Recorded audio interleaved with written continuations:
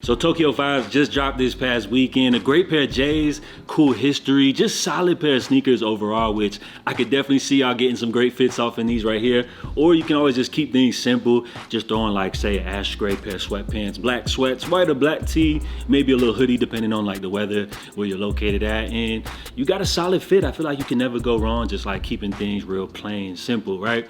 So with that being said, congrats to everybody that had success on this drop right here. Also, a limited exclusive drop, which depending on like what side of this kind of like sneaker ecosystem you're on, you might have mixed opinions on limited exclusive drops. And when I refer to like this sneaker ecosystem, I'm talking about your casual buyers, you got your sneakerheads, hype beasts, and then you got your resellers. So there's no really like wrong side to be on, but here in 2025, like that's just kind of how we break things down, right? So with all that kumbaya shit out the way, we got this image which has been floating around, which is not AI generated.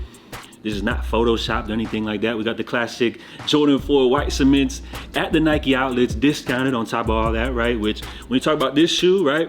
This is a beloved Jordan brand classic ever since these originally dropped in what was that, 89 or something like that?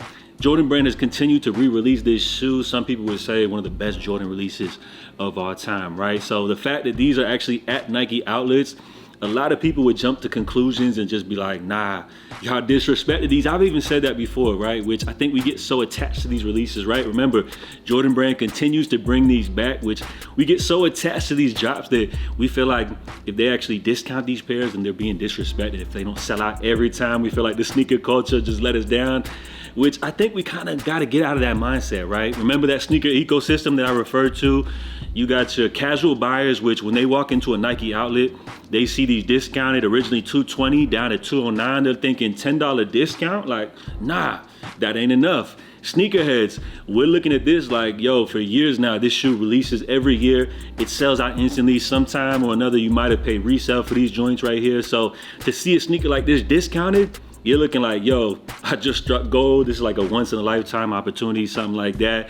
As far as resellers, I can't really help y'all on this one. They're looking at this like, nah, I can't make no bread off this. And then for the hype beasts, they're gonna look at this, right? Like, nah, these joints ain't fly. They're on sale, they're at outlets. Anything at an outlet would be considered not hype or whatever, which the only people I can help out, remember, I can't help the resellers, casual buyers, they're loving this, sneaker collectors, they're loving this as well. But for the hype beasts, I can help y'all, right? We went through this transition throughout the years with the sneaker game where StockX, GOAT, these reselling platforms introduced this kind of like market value price, which we've kind of like came to a point now where we're judging a sneaker how hot it is based off how exclusive it is and how much resale value it has. But what I can help y'all out with, like even myself, right? If we take it back to the times where like for me, 10 plus years ago, before like StockX and apps like GOAT were introduced to the market, right?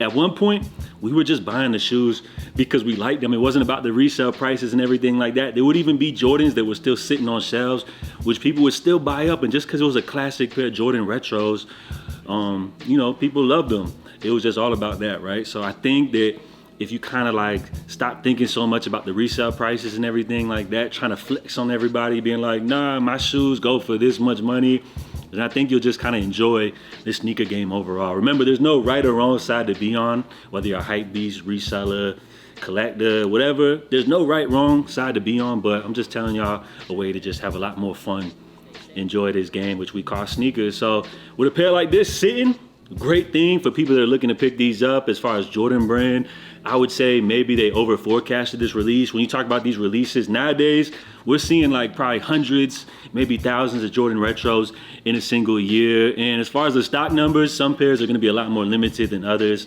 Some are gonna have less than 30,000 pairs. Some are gonna have over 100,000 pairs like it was originally reported for this release right here. So with that being said, I feel like nowadays, like, it's really difficult for any brand to put out a shoe which has like over 100,000 pairs and for them to expect them joints to sell out all across the world and also maintain a high resale value on the secondary market. While it could happen here and there maybe, but I just think for the most part, you're not gonna see that happening nowadays with people so caught up in like the resale prices and everything like that. So when you talk about this, who could be mad at this? I'm just saying, like, Jordan Brand, maybe y'all could discount these joints a little bit more. Again, I feel like this could be just an exception, so don't like jump out in your car, run into the nearest Nike outlet thinking you're gonna see white cement 4s there, because I think this is gonna be more of just like a rare case where you might see this at a couple different locations across the country, but not on like a large scale or anything like that. Plus, Jordan Brand, they've been running with this same method for years now.